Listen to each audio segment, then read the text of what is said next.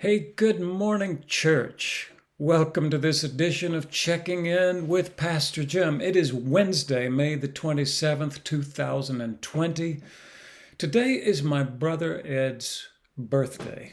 It's number 64 for Ed, the oldest in our family. And I can't stop singing that Beatles song, about when I get older, losing my hair many years from now. Will you still be sending me a Valentine? Birthday greetings, bottle of wine. So I just sent Ed email with those lyrics attached, and I've downloaded the song so I can play it for him later. He makes 64 look good. He makes it look easy. I'm thinking that back when the Beatles wrote that song, they were still in their 20s. 64 must have seemed impossibly old. These days, it seems very young. Younger to me all the time. Anyway, Steve Booth has a birthday today as well. I'm not exactly sure how old Steve is. It's not the kind of thing you would ask, but he wears it well also, whatever it is. I think it's more than 60, certainly less than 100, somewhere in that range. Steve, happy birthday to you. You know, it's Wednesday. A little later today, we are going to record worship for Sunday, which is Pentecost Sunday. So I'm trying to get in the Pentecostal frame of mind necessary for that service at 3 o'clock this afternoon. I've been wondering if some of you might enjoy coming at some point and being part of the live studio audience when we record worship. I might put up a survey a little later today to see if there's any interest in that sort of thing. We are entering phase 1 on Friday, but it will be a while before we get back into the building on a regular basis. Just thinking maybe some of you would enjoy coming and sitting quietly and watching what happens when we record worship. Last night, I did not sleep very well, and I know that's not unusual for many of you. In fact, I got a prayer request from one of you today saying, could I pray for all the members of my insomnia group? There are more than 6,000 of them. Well, sure, pray for them. I could have used some prayers last night, but I was lying in my bed, wide awake, staring at the ceiling, and I started remembering, of all things, milking cows. Yeah, when I was 11 or 12 years old, that was one of my regular chores, was to milk the family cow. I want to see if I can put a picture of her up there for you on the screen because she was beautiful. Look at that beautiful bovine right there. Now that's not exactly a picture of Pumpkin, the cow, but it is a Jersey cow, and Pumpkin was a Jersey. She was a little more mature than this one. This looks like a young heifer. Pumpkin was an actual cow. She was a milk cow and a good one. A good one.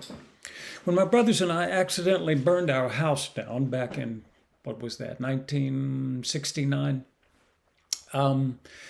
My family ended up moving to a piece of property that had 28 and a half acres and an old farmhouse up on a hill and a big garden plot and enough room out back to build a barn. And that's what my dad did with a little help from his friends. Another Beatles song. He built a pole barn with a shed roof to put in a couple of Clydesdale horses and a feed room, and built on a shed, well, a stall for a cow. Now, when we first bought that cow, Pumpkin, brought her into that stall, and there was no floor, it was just dirt.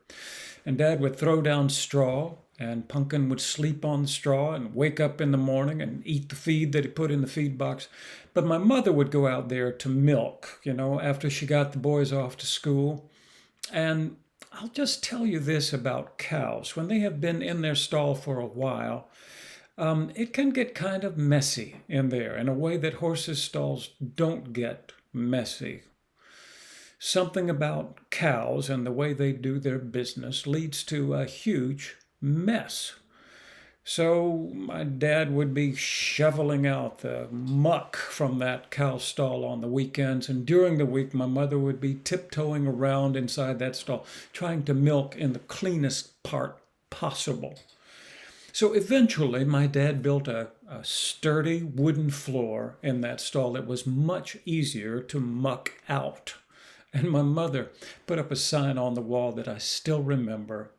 Just on a piece of cardboard with a magic marker, she wrote, "Loves me how? Bought me this cow. Loves me more, built me this floor." And then a little heart down there that said, "Mr. and Mrs." That's how much they loved each other. Well, in the summertime, Mom let the boys milk the cow, and I did it more often than not, I think because I enjoyed it.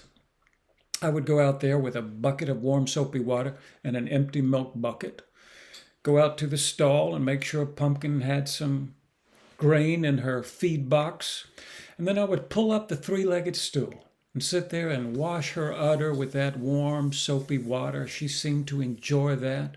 I would set that aside and then put the clean milk bucket underneath and reach up and start milking that cow. There was an art to it, which took a little while to learn. You sort of had to pinch off the top of the teat and then squeeze in a downward motion to get that milk flowing just right. We had an old cat that would come around and wait for me to shoot a stream of milk in her direction so that she could wipe it off her face and lick that milk and enjoy it. I filled up that bucket with warm, creamy milk until there was a nice head of foam on top. And then I would pat Pumpkin on the flank and head back to the house. Once I got to the house, I would take out a clean gallon jar, a piece of cheesecloth over the top, a funnel that we put on there, and then I would pour the milk through that filter into the jar, strain out any impurities that might have fallen into the bucket. It would fill up the entire jar. I would screw a lid on tight, put it into the refrigerator. And when I looked at it next time, maybe later that afternoon, you would see sometimes 2 or 3 inches of cream on top of that gallon of milk. And we would pour that cream off into the butter churn and just let it clabber over the course of a couple of days, and then get the dasher and start churning butter in that butter churn. You could just sit there sometimes and read a book and churn butter at the same time. And when it was ready, you would squeeze all the milk out of it, the buttermilk. You would leave just the butter. We would pack it into a mold, pack it down tight, chill it in the refrigerator.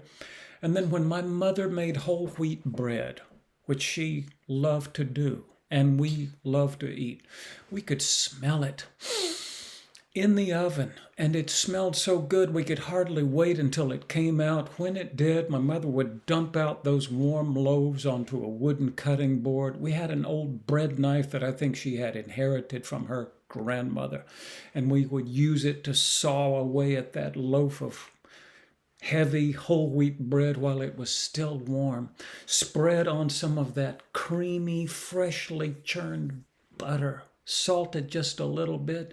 And I am telling you the truth, when you put that into your mouth, you thought you were in heaven, or maybe just thought you were home at last. For the longest time, the smell of that freshly baked whole wheat bread was the smell of home for me. When I came home from boarding school and my mother made that bread, that's when I knew I was home. When I would come home for a visit after I went off to college and smell that bread baking, that's how I knew I was at home. Not much in the world better than freshly churned butter on warm bread right out of the oven. You know what I'm talking about, right? Now, I'm not sure why I'm telling you this story today, but I was lying awake last night, remembering all of that, and for the longest time I went deep in those memories and came back up with a smile on my face. I find that when I'm trying to remember something, if I spend some time there, if I keep turning over the leaves of those memories, I do go deeper and deeper, and the memories become clearer and clearer.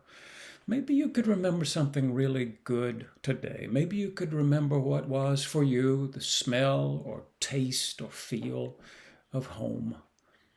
Maybe you could tell me about it sometime. I'm hoping that today is a great day for you and that there is lots to appreciate and enjoy as you look around you, as you smell the smells of freshly baked bread, or maybe just realize that you are safe and well in a world that feels increasingly dangerous. So be grateful to the God who made you and loves you and who watches over you even today. And may there be something delicious in your future, maybe even today. I'm glad to have a chance to visit with you. Look forward to a chance to seeing you. You know that we will be entering phase 1 this weekend, and again, probably getting back to church eventually. But I'm going to ask you online if you'd like to be part of that live studio audience and at least begin to get a feel for what it would be like to come back to church. Maybe in you there is that thought that that's what home looks like and what it feels like. It feels like being in church with your brothers and sisters in the family of faith, singing those hymns and praising the Lord. If that feels like home to you, then let's get there sooner rather than later. Sending you my love today and my prayers for your peace and your peace of mind. Bye for now.